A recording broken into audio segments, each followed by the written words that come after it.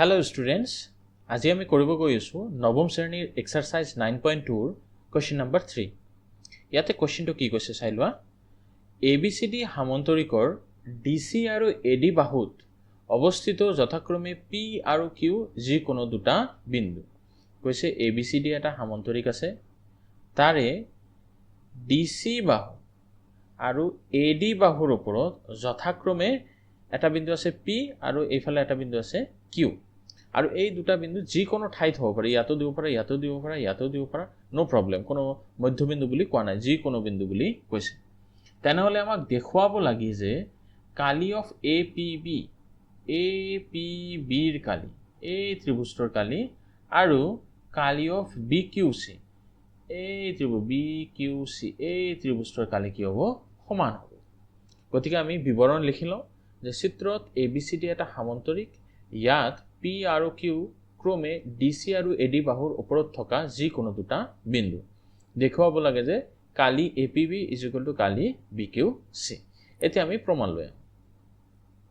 ইয়াতে তোমালোকে যদি ভালকে মন কৰা তেনেহ'লে চাব পাৰিবা যে ABCD এটা আছে সামন্তৰিক আৰু লগতে APB এটা আছে ত্ৰিভুজ।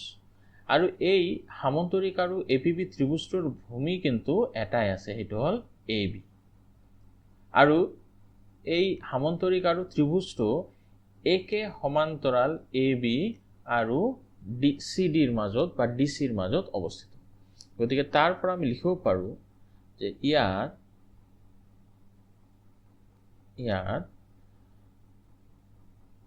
সামন্তৰিক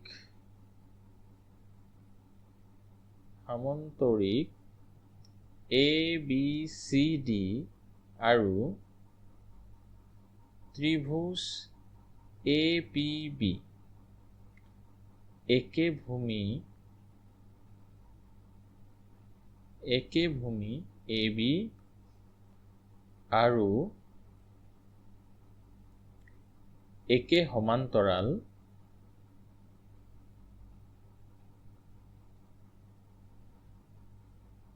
AB আৰু DCৰ মাজত আছে।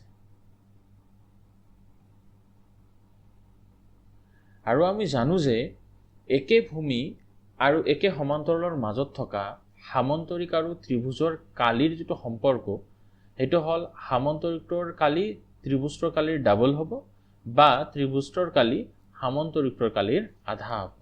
এতেকে আমি লিখিব পাৰিম যে কালি অফ APB অৰ্থাৎ ত্ৰিভুজটোৰ কালি অফ APB হাফ অফ কালি ABCD। এই ত্ৰিভুজৰ কালিটো সামন্তৰিকৰ কালিৰ কি হ'ল? আধা হ'ল। ইয়াক আমি নাম্বাৰ দিলো 1। আকৌ চোৱা চিত্ৰত কি দেখা পোৱা গৈছে। ইয়াতে BQC এই ত্ৰিভুজটো আৰু সামন্তৰিক ABCD এই সামন্তৰিকটো একে ভূমি BCৰ ওপৰত আছে, আৰু এই ত্ৰিভুজটো আৰু সামন্তৰিকটো একে সমান্তৰালৰ মাজতো অৱস্থিত। গতিকে ইয়াতো আমি লিখিব পাৰিম যে সামন্তৰিক ABCD আৰু ত্ৰিভুজ BQC একে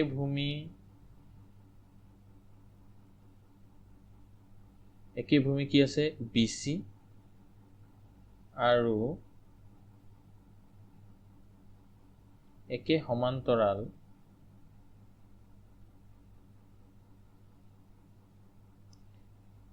AD আৰু BCৰ মাজত অৱস্থিত। AD আৰু BCৰ মাজত অৱস্থিত। গতিকে তাৰ পৰাও আমি লিখিব পাৰিম যে ত্ৰিভুজটোৰ কালি সামন্তৰিকটোৰ কালিৰ কি হ'ব?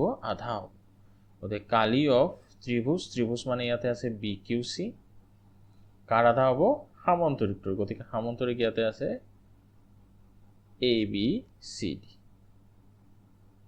এইটো এটা কিন্তু উপপাদ্য হয় তোমালোকে যদি এই উপপাদ্যটো নাজানা মোৰ বাকি ভিডিঅ'বিলাক চাবা তাতে দিয়া আছে এতিয়া মন কৰা 1 আৰু 2 ৰ পৰা আমি কি লিখিব পাৰোঁ APBৰ কালি ইয়াতে APBৰ কালিটো কাৰ লগত সমান হাফ অফ ABCDৰ লগত সমান আকৌ BQCৰ কালিটো কাৰ লগত সমান হাফ অফ ABCDৰ লগত সমান গতিকে দুটা বস্তু APBও যাৰ লগত সমান BQCও এই একে বস্তুৰ লগত সমান গতিকে আমি কি ক'ব পাৰিম যে কালি অফ APB আৰু কালি অফ BQC কি হ'ব সমান হ'ব গতিকে লিখি দিওঁ এতেকে 1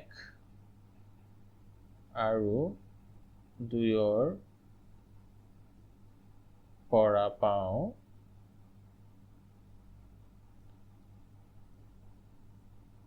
কালি of APB is equal to কালি অফ BQC গতিকে এইটো আমাক দেখাব কৈছিল আমাৰ প্ৰুফ হৈ গ'ল শোড তোমালোকে আশা কৰোঁ জ্যামিতিটো বুজি পাইছা যদি কিবা অসুবিধা আছে তেনেহ'লে কমেণ্টত জনাবা ধন্যবাদ